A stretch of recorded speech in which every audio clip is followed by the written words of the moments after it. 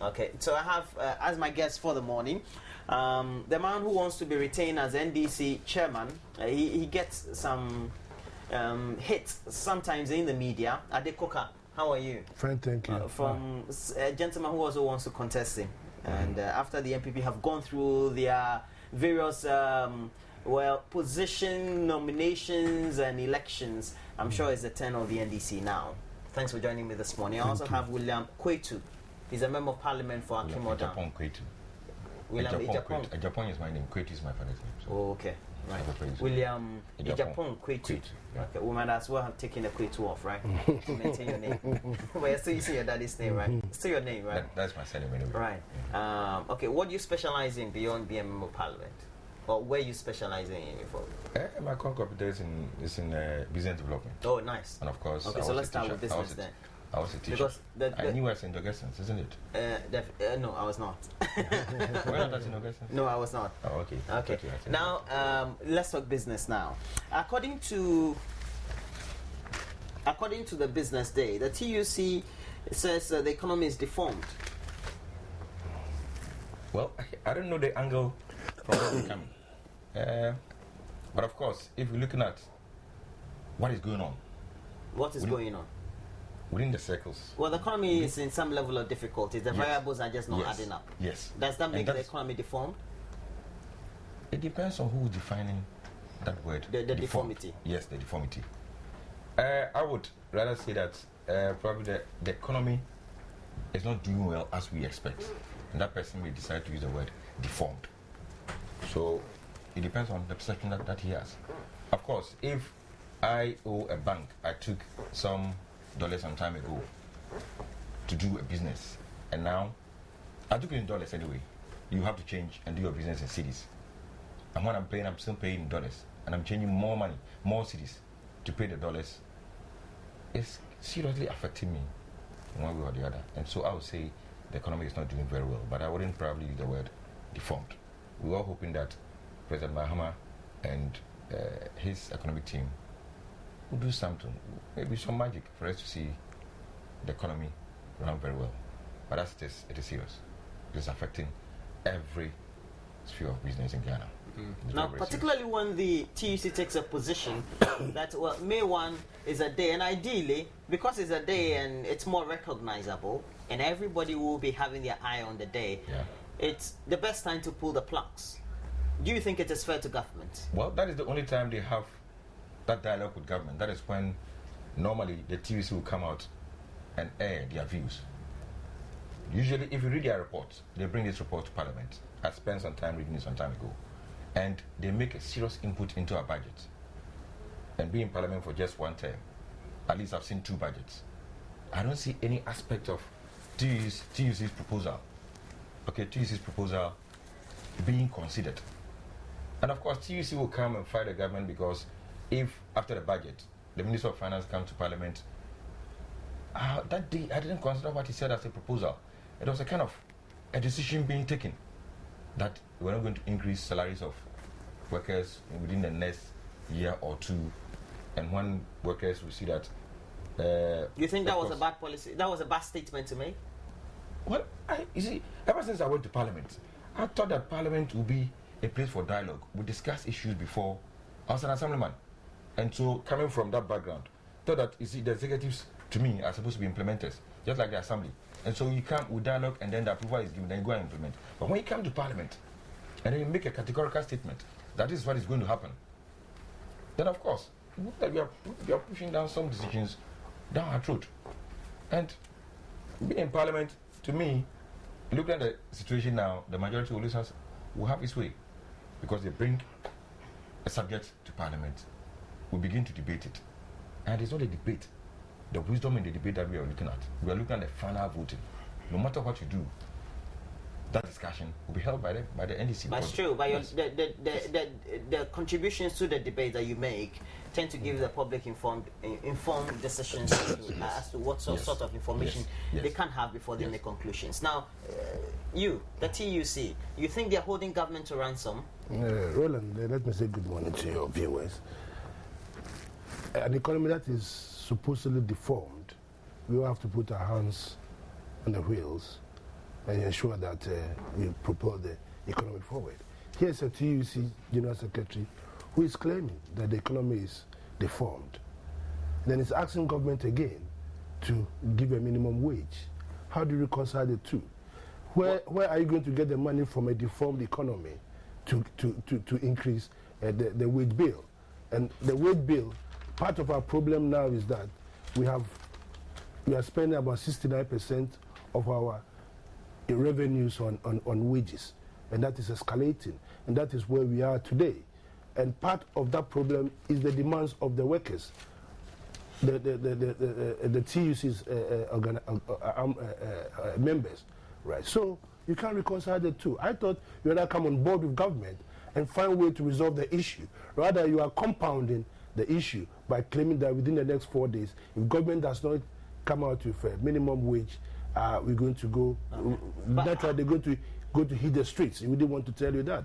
That is what will probably happen. Okay. So, he said our state. He's quoted here. Yes. Our state has become deformed and unable to undertake the simple task of governing. All the high and low profile corruption that have become all too pervasive, etc. Of a week. And he goes on and on. And he was at that very forum, a pre-May Day forum that took place. We can interrogate the corruption. The corruption, when the PAC, of which my brother is a member of, I don't know whether I remember the PAC. Are you a member? Parliamentary. Look, the Power Accounts Committee, no, the corruption that is coming out, it's not politicians. It's the Ghana. It's not necessarily politicians. Only. That's right. It's all of us, all the workers together. The public servants, the members of TUC, everybody included. So when we make that statement, you are indicting all of us, every Ghanaian. And that is what we should do. So you mean some of these statements need to be put into perspective? Perspective, very important. Now, how do you expect workers to live well if prices and goods and services are increasing? And then, on the other side, you say there won't be increment in wages, or there will not be discussions on any increment at all. You see, it has come to, I remember some few years ago when Margaret Thatcher was the Prime Minister of decades ago. Decades ago. You know, at least it should be more than 2 decades. She took some drastic measures which turned the economy of the United Kingdom, right? Well, we do she took it very drastic, and probably that is where we are now. That it has come to a time that we should take drastic measures to turn this economy around, right? We are also saying that we are importing a lot of goods in the system. We are also, our industries are going down, right? We are also saying that our currency is on the free fall. Right, all the economic indicators that we are talking about, we are all complaining about. It behoves on us, the citizen, all of us, from both divides, right, to look at it from a holistic point of view. And if you are not doing that, you're going to compound the situation, right? Because things are going up. All of us are buying from the same market. We are all feeling the heat. Look at ECG.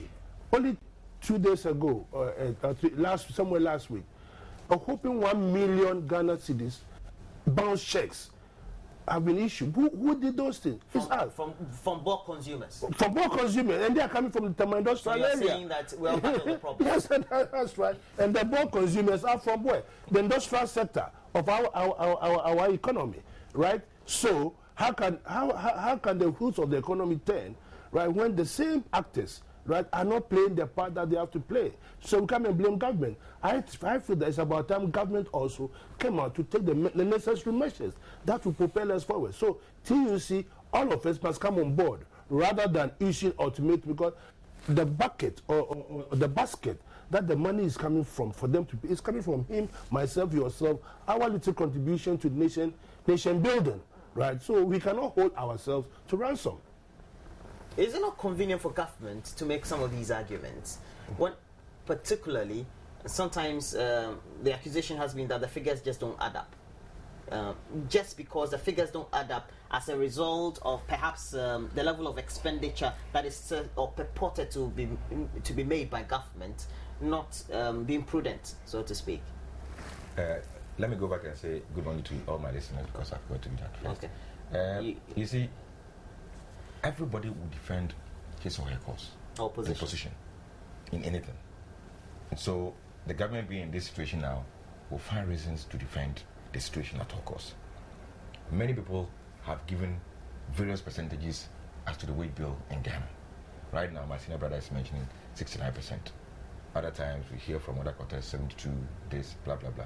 Nobody really knows the actual percentage of our total revenue that goes into the wage bill. We should call for dialogue. Let us all sit down. But you see, you said we don't know. I think that's a public figure, or we still don't know. But that is what you see, the figures keep changing. The variance is not much.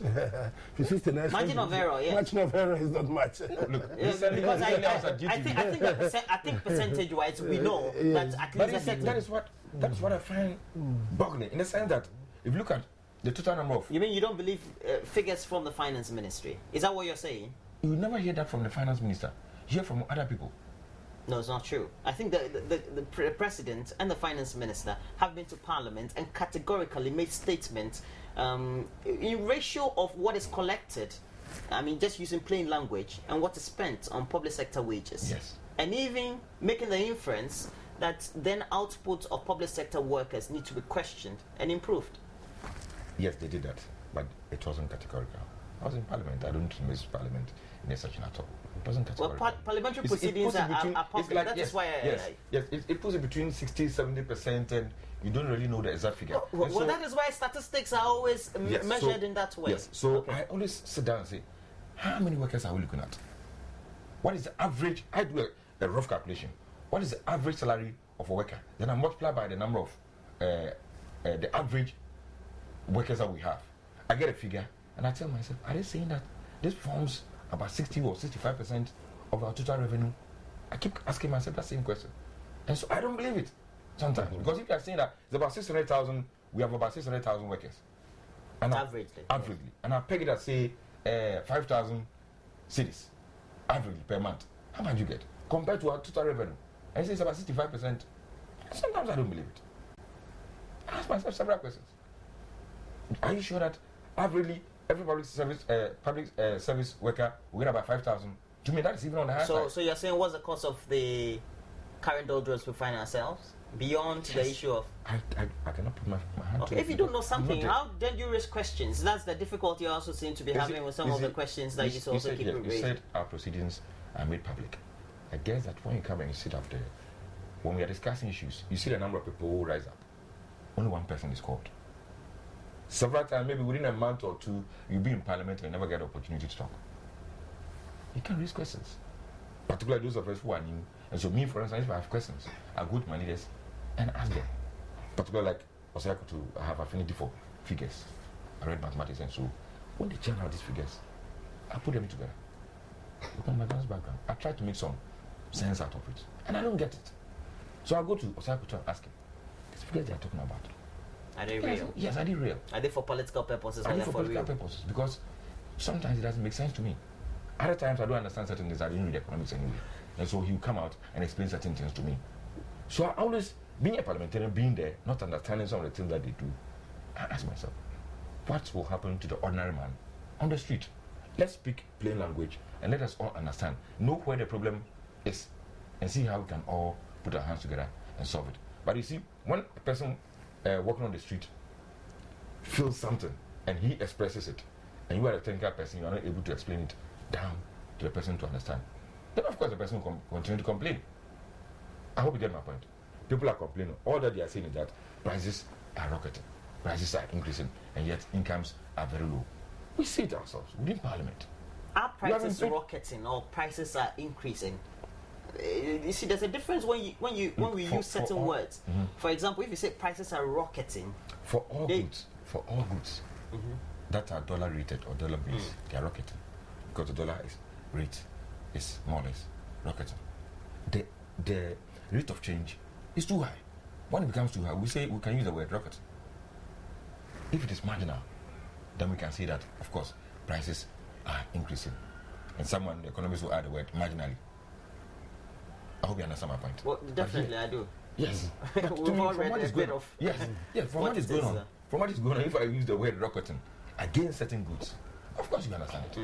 But that's not the generality of the situation. I'll come back to you on the subject and get to pick your mind on what then do you think we need to do. And because as a member of parliament and as politicians and as business people, really you need to empathize with the current situation, Yes, and not try to. Okay. So now the TUC said these are the difficulties that they as workers also face, but they also do understand that government has difficulties. But they are saying that government should have been managing this business adequately and not try to shift blame on workers. Roland, we live in a global economy, right? And so? And when a country that we do business with coughs, it affects us, right? So we are not working in isolation. The whole world economy is challenged. And a country like Ghana, where we are dependent, 90 plus dependent on foreign goods, we have a problem. That is why we are saying that it has come to a period that you have to have a paradigm shift. Prices are going up because even toothpick, you are importing from China, right? Even what do you call it? Catapult. You are importing from China. And then when you import those things, kind of thing, what are you going to use to pay? You're going to use foreign currency to pay, right? And your currency is not strong. So if we cut out all those things, we're going to ask, how are we going to sort this ourselves out from? And that is putting, look, recently, the Ministry of Agriculture is trying to put a ban importation of frozen meat. I mean, they have to go beyond that, right? So our poultry industry is challenged because over the years we have allowed so much imports of these items to come in. Rice production, we spend so much millions of dollars in importing rice. Textiles, right? You name it, all over the board, economic activities. All these things are affecting us. So if as a nation, like you say, we don't dialogue and find out, look, we are going to put a cap, a stop, and government take the bold decisions, right? Henceforth, let us grow what we eat. Let us try and revamp our poultry industry. Let us our cattle industry. These are things that other countries have done. China, 20 years ago, where... Well, we seem to be paying a lot of lip service. Have we begun the actions that will ultimately culminate on all these? I think that's what we should stop paying lip service if we are. And I agree with I agree with you perfectly well. That it has come to a time that we should stop paying lip and taking the necessary, get the bull by the horn, and let's move this country forward. Otherwise, we come here every time, we come and talk, and we then have to divide ourselves into NDC, MPP, trying to score political points. It doesn't work for us. It doesn't work for us.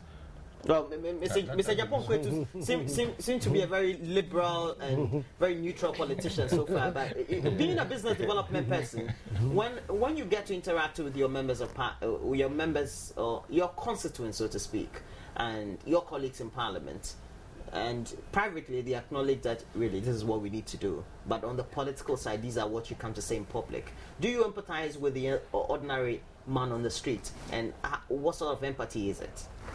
Yeah, you see, the duty of the government, for that matter, is to create an enabling environment. Well, the government is all of us, isn't it? Yes, of course. But you see, the executive, let me put it that way, including, of course, with the lawmakers, who have to create an enabling environment for the private sector to be able to function very well. And it's been said over and over again that the private sector is the engine of growth. But if the private sector is... I'm not cutting. The private sector of our economy is import-oriented. So it cannot be the engine of growth. So it cannot be the engine of growth. So I'm coming to that. And so you see, it is important that we take very critical decisions, as you have said, very painful and difficult ones. I remember when MPP took over in 2000 and Safmafu took certain decisions when he was taking us to this end. He was called a number of times on TV, he came to explain, and he said it categorically that if you have a sore, before you can get it healed, you have to, of course, dress it, and dressing becomes sometimes very, very painful. And so, this government, or every government, should have that political will.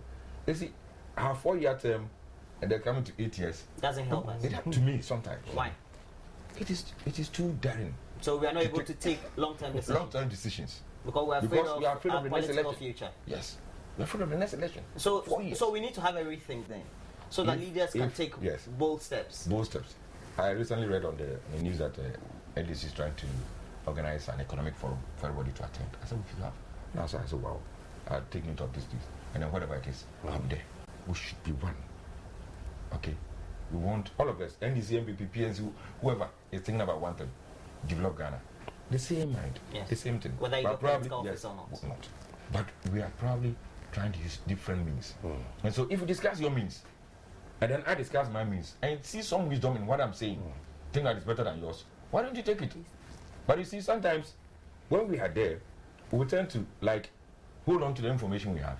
Hey, don't let them know when we come, because if you use, they'll get better, then they'll vote in power. To me, the 4 years is very critical for people to take good decisions. You want to make a comment on this? I agree perfectly with him that so governments most of the time want to take short-term measures, right? So short-term measures within 6 months, if it's not you are not getting it right quickly, you have to. So there's no continuity. And then we go back. The sins that we are encountering now didn't start from issues of judgment, etc. Just because of lack of continuity. That's it. So we have to ask TUC to relax. I mean, 4 days ultimatum for government to come on. You see, when you do that, right, then you are daring government. And if you have hawks within government, it's okay. Come on, bring it on. What happens? Nothing. It doesn't bode well. There's a crisis. The crisis that, look, I thought the TUC General Secretary, we've been talking about productivity. This morning, take your cameras and go to the various offices and mark time. See, they're supposed to come to work at, you asked us to come to a program at 7:30, right? We were here around 7:20. People are supposed to go to work at 8 o'clock. They'll leave home at 8 o'clock and they'll get to work at 9 o'clock and they'll be paid from 8 o'clock to 9 o'clock.